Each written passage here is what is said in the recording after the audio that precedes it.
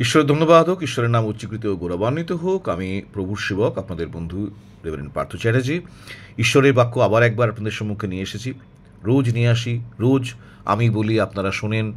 আমার ভিডিও বহু মানুষের কাছে ছড়িয়ে দিই, বহু মানুষ আমার বাক্য শোনেন, এবং আমি মনে মনে হৃদয়ে খুব তৃপ্তি পাই যে আমার জীবনটাকে আমি প্রভুর বাক্য প্রচারের কার্যে ব্যবহার করতে পারছি, এবং আমার বলা ছোটো ছোটো ভিডিওসগুলো বহু মানুষের মধ্যখানে ছড়িয়ে পড়ছে। তারা সেখান থেকে শিখছে। অনেকেই আমার কাছে নানা রকম প্রশ্ন করে পাঠান, সেগুলোর উত্তর আমি দেওয়ার চেষ্টা করি।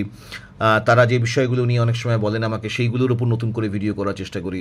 শতকর্মের মাঝখানেও জীবনের এই দিকটা বারবার করে অনুসরণ করছি, করার চেষ্টা করছি। একটাই উদ্দেশ্য, যেন ঈশ্বরের সেবা করতে পারি। ঈশ্বর যে জীবনটা দিয়েছেন সেটাকে ব্যয় করে যেন তার নাম উচ্চীকৃত করতে পারি, গৌরবান্বিত করতে পারি, যেন নিজের কলিং পূর্ণ করতে পারি। আর সেই জন্যই আপনাদের কাছে অনুরোধ যে যদি আমার এই ভিডিওসগুলো আপনাদের সত্যিই আপনাদের জীবনে আলো দেখিয়ে থাকে, আপনাদের হৃদয়ে কথা বলে থাকে, তো দয়া করে আমার ইউটিউব চ্যানেলটাকে সাবস্ক্রাইব করবেন, যেন আরও অনেক অনেক মানুষের কাছে আমার ভিডিও গিয়ে পৌঁছতে পারে। ঈশ্বরের ধন্যবাদ হোক, ঈশ্বরের নাম উচ্চীকৃত হোক, গৌরবান্বিত হোক।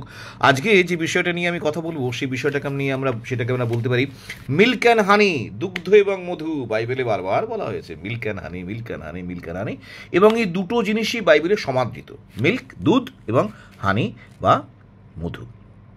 এমনকি খ্রিস্ট যিশুর সম্বন্ধেও বলা হয়েছিল যে তাকে, যদিও সেখানে মিল্ক বলা হয়নি, সেখানে বলা হয়েছে দধি এবং মধু, হ্যাঁ, তাকে খাওয়ানো হয়েছিল, তিনি খেয়েছিলেন। তো দধিও একটা মিল্কেরই একটা প্রোডাক্ট, মিল্ক প্রোডাক্ট একটা।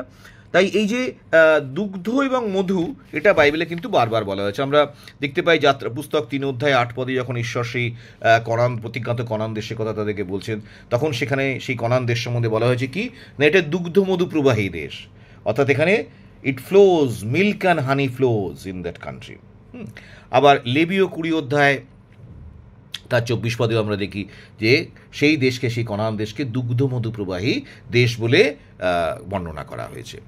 তো এই যে দুধ আর মধু, এই দুটো নিশ্চয়ই কোনো একটা ইম্পর্টেন্স আছে। তাহলে বাইবেলে কেন দুধ এবং মধুকে স্থান দেওয়া হলো? এত খাদ্য থাকতে দুধ এবং মধু, যদি বাইবেলে রুটিকে স্থান দেওয়া হয়েছে, এবং আমরা জানি যে রুটিকে আমরা জীবনের রুটি, যেরকম খাবার রুটি যেরকম আমাদের মানসিক জীবনকে পুষ্ট করে, ঠিক তেমনি ঈশ্বরের বাক্য আমাদের আত্মিক জীবনকে পুষ্ট করে। তাই ব্রেড অফ লাইফ বলা হয়, তাকে জীবনের রুটি বলা হয়।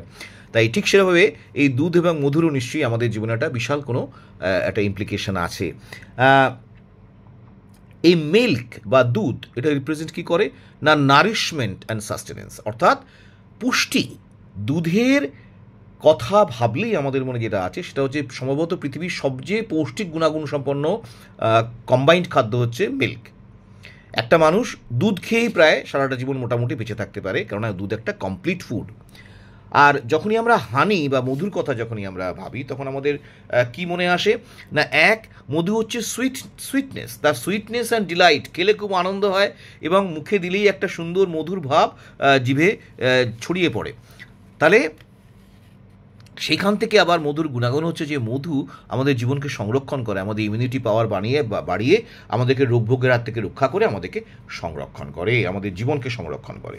তাহলে দুধ পুষ্টি দেয়, মধু সুইটনেস দেয় বা তৃপ্তিকর আনন্দ দেয়, এবং সেই সঙ্গে সঙ্গে মধু আমাদের জীবনকে রোগের আক্রমণের হাত থেকে রক্ষা করে। এবারে ঈশ্বরের বাক্য এবং ঈশ্বরের বাক্যের যে ব্যাখ্যা, তার আঙ্গিকে আসুন। যে প্রথম পিতর 2 অধ্যায় 2 পদে ঈশ্বরের বাক্যকে কি বলা হয়েছে না, পারমার্থিক অবিমিশ্র দুগ্ধ।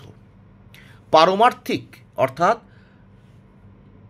পরম অর্থ আছে যার, যেটা ডিভাইন, পারমার্থিক, জাগতিক নয়, পারমার্থিক। সেই ঈশ্বরের বাক্য হলো কি না, পারমার্থিক অবিমিশ্র দুগ্ধ।